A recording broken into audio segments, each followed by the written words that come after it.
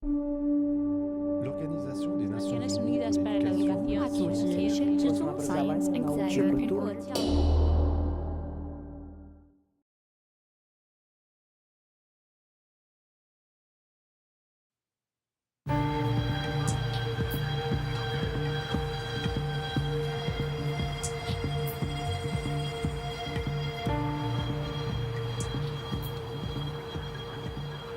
Goethe parlait d'elle comme de la plus belle jamais vue.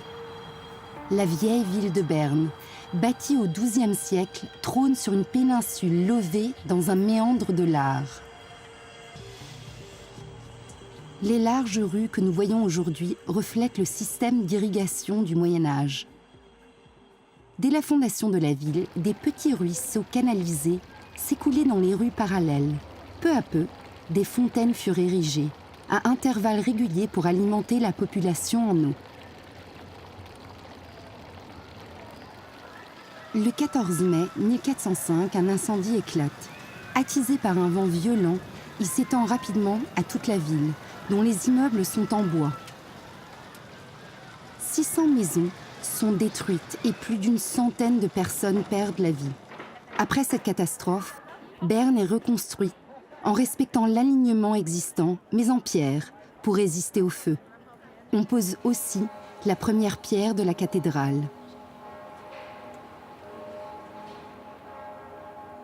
La ville ne pouvant s'étendre que vers l'ouest, les rues sont rétrécies et pourvues d'arcades, afin d'avoir davantage d'espace pour les habitations et les commerces. Berne satisfait aujourd'hui aux multiples exigences d'une capitale moderne. Une planification rigoureuse a permis au fil des siècles d'adapter la vieille ville aux besoins de la population et dans le même temps de préserver et de développer ses caractéristiques architecturales et urbanistiques.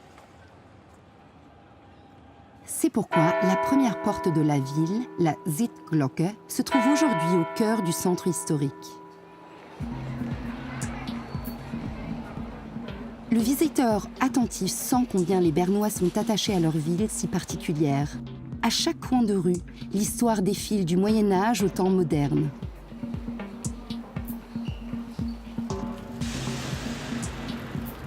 La vieille ville de Berne, dessinée au Moyen Âge, s'est développée au fil des siècles en conservant les mêmes structures urbaines.